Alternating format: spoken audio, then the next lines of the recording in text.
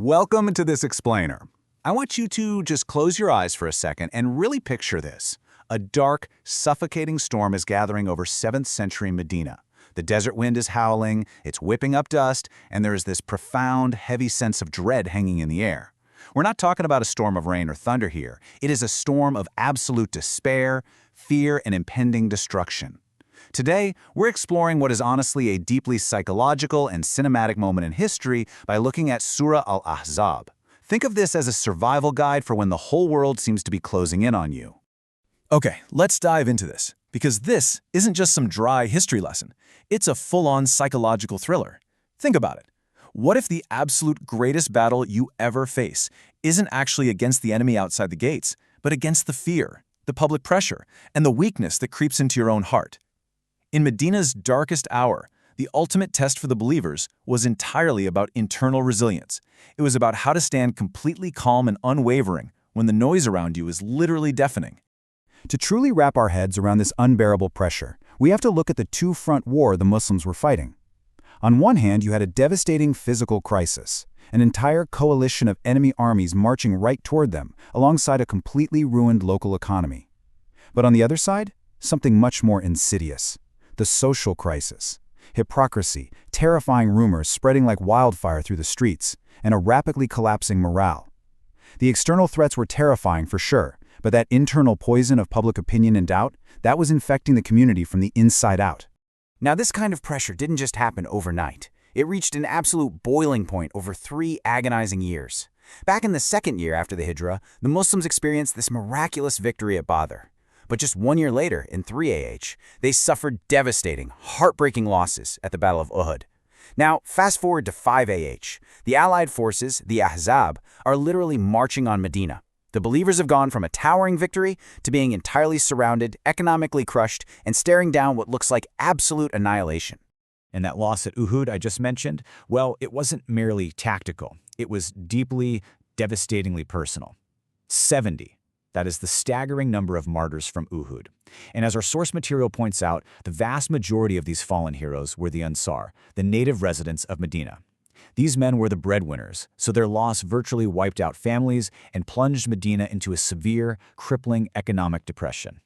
Now, what's absolutely fascinating and terrifying about this physical storm is the sheer scale of the devastation. The economy was absolutely decimated. When the Muslims had to retreat up the mountain at Uhud, they had to drop their heavy armor, their shields and weapons just to survive. And back then, armor was generational wealth. That was an entire family's life savings, literally gone in an afternoon. On top of that, the Prophet, peace be upon him, was physically wounded. He had visible scars on his face. Just imagine the psychological blow to the community, seeing their leader, their imam, scarred as he delivered the Friday sermon. It signaled to everyone that the entire ummah was wounded. And all the while, these united tribes are marching to massacre the city, looking for an easy, profitable slaughter. But while that terrifying physical storm raged outside, an internal poison was spreading in the shadows.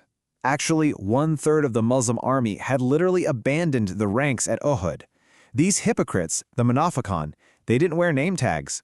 They prayed in the very same mosque, stood shoulder to shoulder with the believers, and then they whispered poison. Life was better and simpler before the Prophet came here. They weaponized the fear, the intense grief over dead family members, and the looming threat of those marching armies to wage a devastating war for the minds and hearts of the believers. Which brings us to a really harsh reality.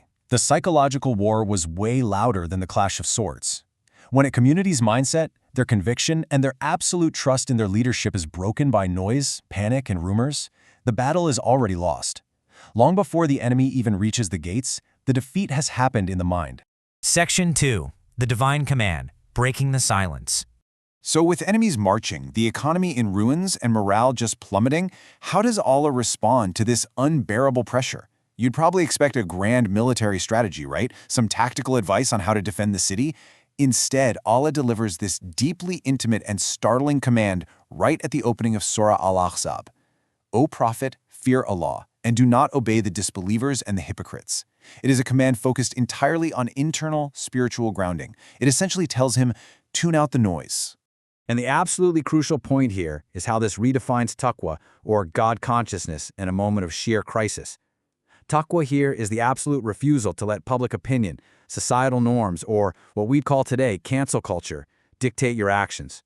True leadership means fearing Allah way more than you fear the ignorant opinions of millions of people. A leader simply cannot be paralyzed by approval ratings. And this brilliantly illustrates something even deeper. The exact phrasing used in the verse is amazing. The Arabic word for obedience here is ata. It's derived from a root meaning soft or pliable, like a soft date that's easily pulled from a tree, or a horse that turns easily with its rider. Allah wasn't just telling the Prophet don't worship their stone idols.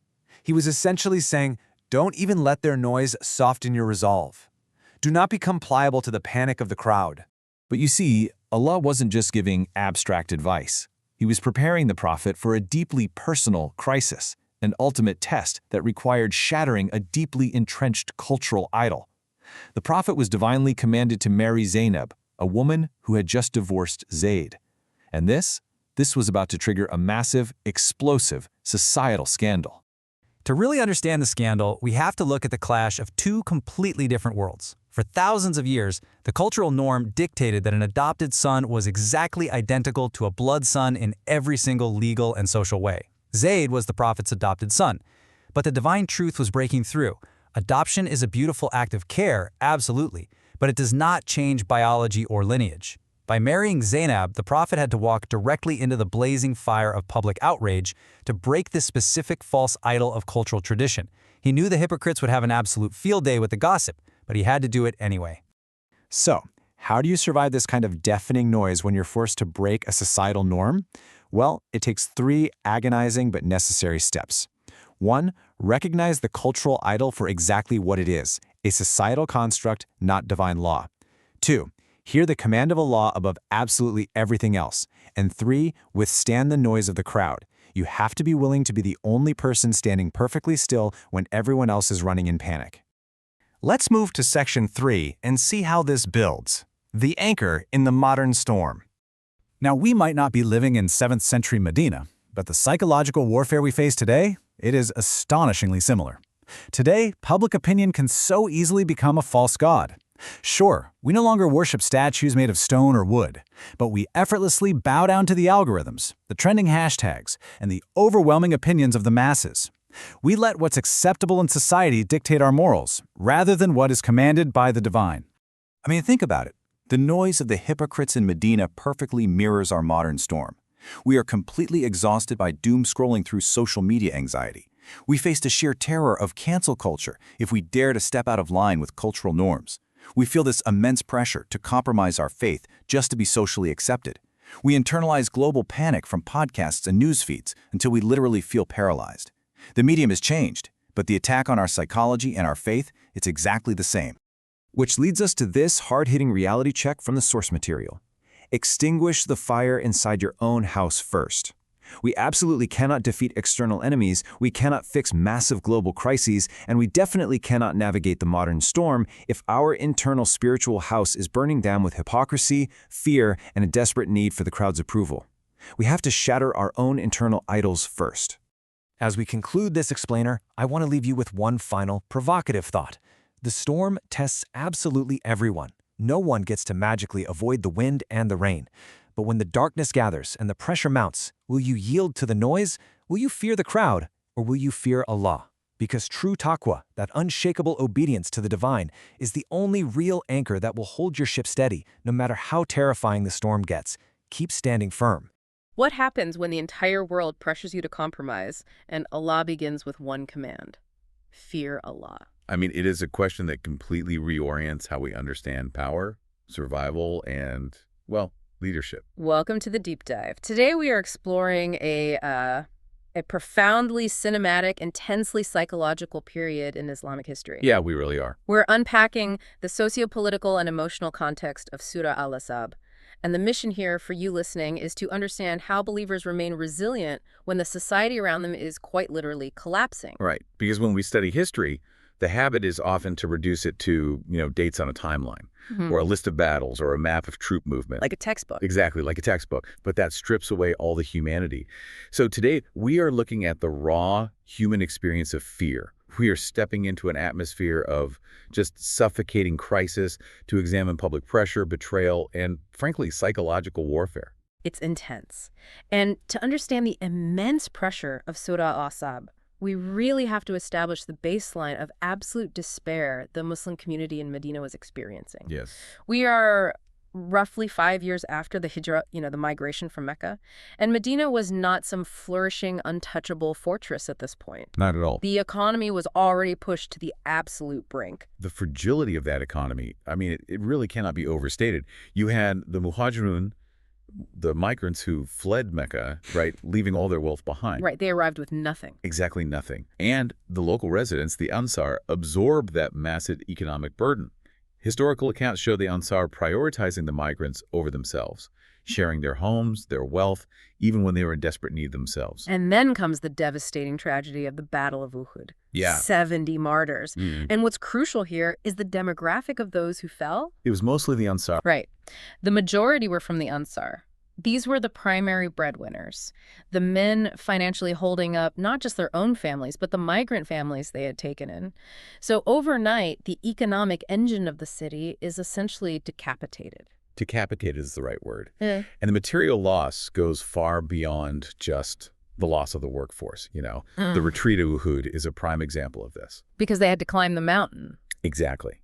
When the Muslims were forced to pull back and climb up the mountain for survival, they physically could not do it while carrying their heavy gear. I mean, you can't scale a rocky mountainside wearing full iron chainmail. You just can't. Yeah. And because they had to shed that armor, they weren't just leaving behind metal. Right. They were leaving behind generational wealth. They abandoned their swords, their shields, their chainmail. Bows and arrows. Yeah, all of it just left on the battlefield. In the landscape of 7th century Arabia, armor wasn't just standard issue military gear easily replaced by some central government. Right. It's not like a modern military supply chain. No. It was carefully crafted, immensely expensive, and passed down from father to son. If we put that into a modern context, it's like a nation losing its entire defense budget and its critical infrastructure in a single afternoon. Wow. Yeah, that's exactly what it's like. Losing a finely crafted sword or a suit of armor meant a family lost its entire accumulated life savings. So the vulnerability wasn't just this abstract emotional grief, right? It was a deep, material, existential exposure. It is a total stripping away of security. Yeah. I mean, they are physically depleted, economically ruined, and collectively grieving. Yeah. But the real storm was not outside Medina. No. Because when a community is already terrified by that kind of physical vulnerability, the physical state of their leader becomes like the ultimate barometer for their survival. Oh, absolutely. And the vulnerability of the city was perfectly mirrored in the wounds of the Prophet himself, peace be upon him. The historical accounts from Uhud paint a very painful picture here. The Prophet was physically scarred. He sustained severe wounds to his face. Arrow rings from his helmet actually pierced and became lodged deeply in his cheek. Just think about the psychological impact of that on the community. It's profound. He is the imam, the head of state, the spiritual guide. Right. When he stands to lead the prayer in the mosque, the entire ummah is looking at him. And seeing those physical scars sends this chilling, subconscious signal to the entire community, which is, if our leader is bleeding, we are all bleeding. The illusion of invulnerability is completely shattered. Now, while the Muslims are staring at the wounded face of their leader, the external threat is mutating into something far worse. Because the Quraysh realized they messed up. Right. The enemies in Mecca realized their strategic failure at Uhud. They left survivors. They felt they had leveled the playing field, but leaving the Muslim community intact was, to them, unacceptable. Exactly. So they decided to assemble the Confederates, which was this unprecedented, massive alliance of tribes. And the way they recruited these tribes speaks volumes about how broken Medina appeared to the outside world. It really does. Because the Quraysh didn't pitch a hard-fought military campaign. They pitched an easy massacre. Yeah, a raid. They approached tribes who had absolutely no direct grievance with the Muslims, and they offered them a lucrative, basically risk-free raid. The pitch was essentially, look, Medina's already broken. Right. We won't even have to fight a real army. Exactly. We will march right into their homes. Their men, women, and children are completely defenseless. We will wipe them out, and you can take all the wealth and loot you want. It's sickening. And as this army of extermination gathers like storm clouds. The internal rot inside Medina accelerates. The hypocrites, the munafiqun, begin their work. And, they don't walk around with identifying badges. No, they prayed in the same lines. They walked in the exact same markets. Now, they had already shown their hand before Uhud, right? Right. When a third of the army simply deserted and went home. Right, just walked away. Yeah. But in the aftermath of the battle, they escalated to this intense psychological war for the minds and hearts of the people. They whispered in the alleyways, saying things like, life was so much simpler before he came to Medina. Now it's just one war after another. Exactly. Look at your dead father. Look at your dead brother. For what? I want to pause here and just look at this from the perspective of an ordinary citizen at the time. Yeah. When you are looking at a physically scarred leader, an exhausted economy, and a massive coalition army marching toward you, promising total annihilation. It's a lot. It is. The panic of the hypocrites almost masquerades as a rational survival instinct. Well, it is deeply seductive, precisely because it appeals directly to a traumatized brain's desire for self-preservation. Right. I mean, when human beings experience severe trauma like losing their family members and their life savings in literally one day, the cognitive load of hope becomes too heavy. The mind just wants a way out. Naturally, it seeks the path of least resistance to escape further pain. So the hypocrites offered this illusion of safety through surrender. They basically weaponized the community's grief by framing the prophet's mission as the source of their suffering rather than their salvation. That is a profound manipulation of human psychology. It really makes surrender feel like common sense. It does. And in any high-stakes scenario, the mental game is the first battlefield. If your conviction collapses, the lack of weapons doesn't even matter because you've already lost the will to hold them. Wow. Enemy outside was visible, but the enemy inside was more dangerous. And when a society is that frayed, terrified of military annihilation and rotting from internal treason, their tolerance for cultural controversy drops to absolute zero. Yeah. The pressure shifts from the geopolitical battlefield to the personal front, the PR crisis, and the cultural idol. This pivot in the historical context of Surah Al-Ahzab is just fascinating. We move from the survival of a city to a deeply societal controversy involving the prophet's adopted son, Zayd, and his wife, Zainab. Right. Their marriage was failing and ultimately ended in divorce. Yes. And to understand the weight of this, we really have to explore the pre-Islamic Arab cultural norms around adoption.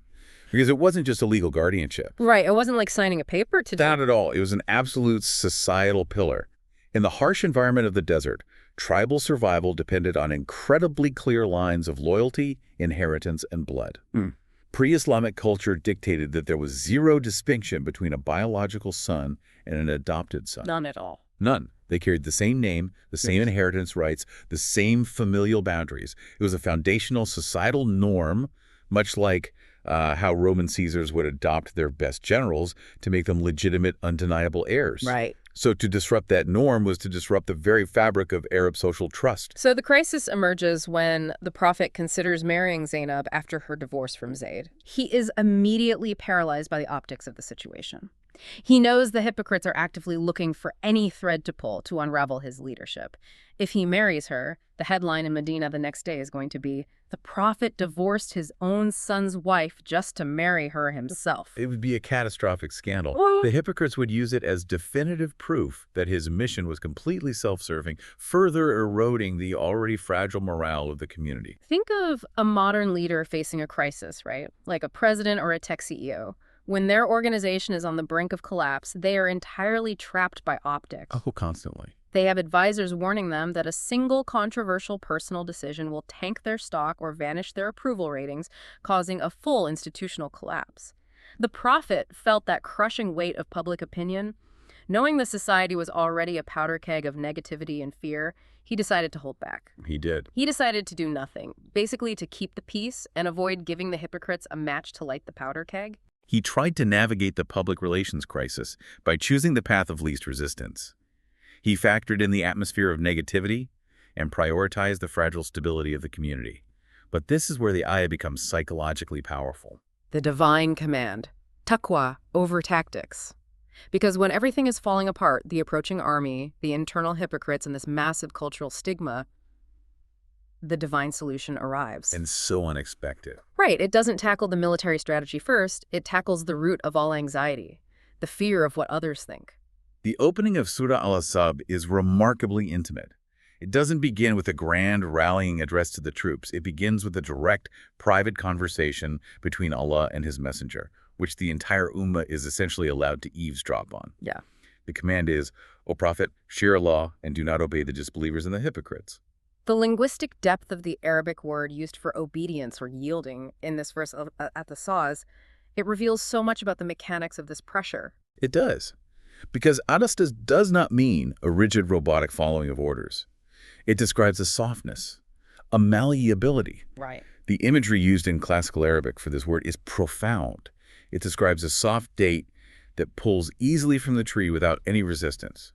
Or a highly trained horse that turns so smoothly with its rider that you don't even have to pull the reins, Wow. It just senses your movement, your shifting weight, and it yields. So Allah is telling him, do not be that horse for the hypocrites. Do not be that soft date for the disbelievers. Do not let their noise, their public opinion, or their threats steer your internal compass. Yes. It is a command to turn off the external noise entirely, to stop letting the strategic calculations of public relations dictate his actions. And then Allah forces the issue. He commands the Prophet to go through with the marriage to Zainab. See, this is where I have to look at the strategic timing and ask why force this now? I mean, if breaking this ancient cultural norm about adoption was going to cause a massive PR nightmare, why do it during an existential military crisis when morale is hanging by a thread? Why not wait 6 months until peacetime when the Confederates aren't marching on the city and the hypocrites have less leverage? That question goes to the very heart of spiritual leadership. True leadership requires breaking the idols of public opinion. We often think of idols only as statues of stone or wood, but an idol is anything you obey, revere, or fear instead of Allah. Anything that controls you. Exactly. Yeah. And culture is an incredibly powerful idol. If a cultural norm contradicts divine truth, it has zero value. Allah forced the marriage precisely because the pressure was at its highest. It was a demonstration. A completely necessary one. If you do not put out the fire inside your own house, meaning your internal compromises, your fear of societal judgment, you cannot possibly fight the fire outside. You cannot stand firm against an army of 10,000 if you are still terrified of the whispers of a few hypocrites in your own city. And Allah's first solution was not military strategy, it was taqwa. Taqwa. God consciousness. The awareness that the only opinion that holds eternal weight is the divine decree. That is a profound reframing of what it means to be strategic. It really is. We usually think of strategy as mitigating risk, managing optics, and, appeasing the crowd. This redefines true strategy as absolute spiritual integrity. And that redefinition is exactly how we must connect this intense historical crisis to the modern storm we are all navigating today.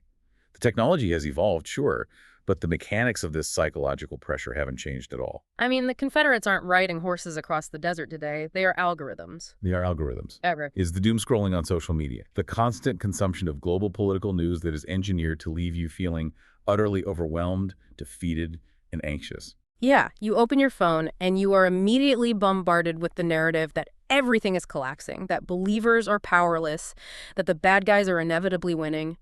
It's the exact same psychological warfare the hypocrites waged in the markets of Medina. The exact same playbook. It's designed to break your resolve before you even step onto the field, making surrender look like the only logical option. And beyond the news cycle, there is the sheer invisible power of cultural norms, operating just like the adoption norm in ancient Arabia. Consider a modern analogy to understand how deeply culture programs our behavior. Okay. Think about jaywalking in New York City. Oh, yeah. In that specific culture, crossing the street against the light is practically a requirement. If you wait for the pedestrian light while the road is clear, you disrupt the flow. People literally get frustrated with you. It feels almost like a duty to jaywalk. It is completely normalized. If you don't do it, you're the weird one. Exactly. Then take that exact same person and drop them in Switzerland on a Sunday. The roads are completely empty, no cars in sight. The pedestrian light is red. The New Yorker jaywalks out of pure habit. And suddenly, everyone else on the street is standing frozen, staring at them as if they've committed a grave moral failing. Right. In their cultural DNA, you do not cross against the red light, even if the road is entirely empty. We all live within these invisible cultural matrices that dictate what is normal and what is shameful. Yes. And when faith asks us to abandon a deeply cherished cultural norm, or asks us to embrace something our culture finds unacceptable, It feels terrifying. It feels like we are destroying an idol, and the society around us reacts with the exact same hostility the hypocrites did in Medina. Those modern idols are incredibly insidious because they don't look like religious statues. No, they don't. They look like career progression. They look like social acceptability. They look like fitting in. Yep. It's the fear of being the outcast at work because you refuse to compromise on your ethics, or the fear of being canceled because you uphold a divine truth that the current culture finds unpalatable. Right. We make these tiny calculations every day, being soft and yielding like that word ata to the culture around us, hoping it will just keep us safe. And the modern digital age trains us to be that soft date, constantly yielding to whatever opinion gets the most validation online.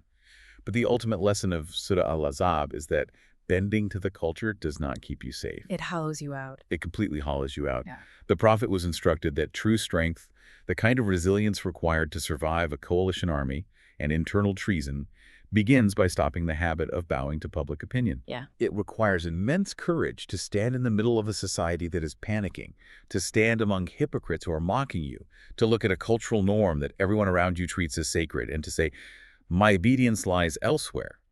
When pressure rises, the believer does not bend to the storm, the believer returns to Allah.